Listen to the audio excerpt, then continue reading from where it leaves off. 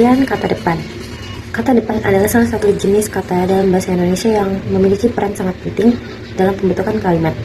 Kata depan digunakan untuk menunjukkan hubungan antara suatu benda dengan benda atau kata-kata lain dalam kalimat. Dalam bahasa Indonesia, terdapat beberapa jenis kata depan yang memiliki fungsi dan penggunaan yang berbeda-beda. Pengertian dari kata depan sendiri adalah kata yang digunakan untuk menyatakan hubungan antara dua benda atau kata dalam suatu kalimat. Jenis-jenis kata depan dalam bahasa Indonesia antara lain adalah kata depan tempat, kata depan arah, kata depan tujuan, kata depan pangkal, kata depan waktu, dan kata depan sebab. Setiap jenis kata depan memiliki fungsi yang berbeda sesuai dengan hubungan yang ingin disampaikan dalam suatu kalimat. Contoh penggunaan kata depan dalam bahasa Indonesia antara lain adalah kata di, ke, dari, pada, untuk, dan masih banyak lagi, misalnya dengan kalimat saya pergi ke pasar. Kata depan ke digunakan untuk menunjukkan arah tujuan dari aktivitas pergi yang dilakukan oleh subjek dalam kalimat tersebut. Dengan memahami pengertian, jenis, fungsi, dan contoh penggunaan kata depan, kamu dapat menggunakan kata depan secara tepat saat membentuk kalimat dalam bahasa Indonesia. Baik, di sini saya akan menjelaskan tentang partikel. Jadi, pengertian partikel adalah kata tugas yang tidak punya arti leksikal penuh, tetapi berfungsi melengkapi kalimat dan memberi makna gramatikal. Dua ciri-ciri partikel: tidak berubah bentuk, tidak bisa diberi imbuhan, memberi makna gramatikal, bukan makna benda atau tindakan. Posisinya terikat pada kata atau kalimat tertentu. Tiga jenis-jenis partikel. A. Partikel penegas. La. Memperhalus perintah atau memberi penekanan. Contoh, ambillah buku itu. K. Menjadikan kalimat tanya. Contohnya, apakah dia sudah pergi?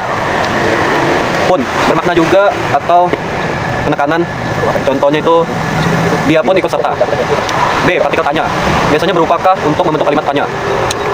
Yang C. Partikel hubung. Misalnya, kan, yang berfungsi sebagai penghubung dalam ungkapan tertentu. 4. Fungsi utama partikel.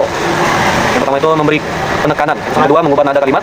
Misalnya, perintah jadi lebih halus atau pernyataan jadi tanya. Yang ketiga, menambah makna, kelengkapan, dan penegasan.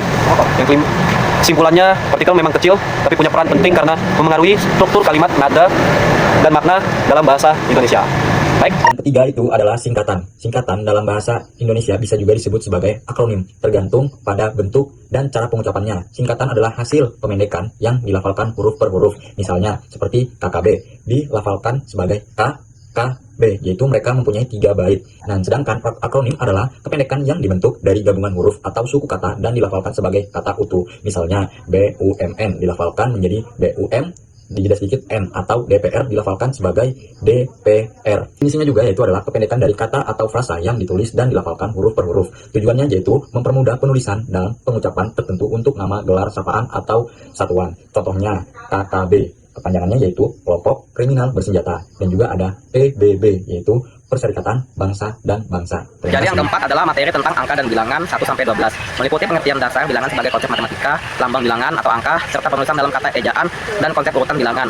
Bilangan 1-12 adalah bagian dari bilangan asli atau bilangan cacat positif, di mana setiap angka mewakili jumlah tunggal atau kuantitas tertentu dan ditulis dengan lambang Arab atau kata.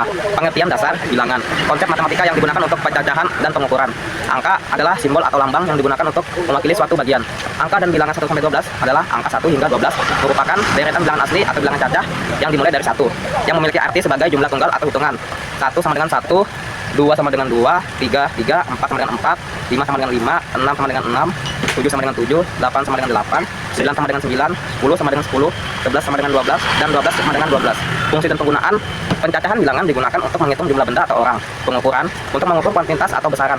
Representasi kuantitas, setiap angka mewakili jumlah yang spesifik. Misalnya, angka 5 berarti 5 objek. Pas bilangan 1-12. Semua bilangan ini adalah bilangan asli dan juga termasuk bilangan cacat karena bersifat positif. Urutan, bilangan ini memiliki urutan yang jelas, yaitu dari yang terkecil 1 ke yang terbesar 12.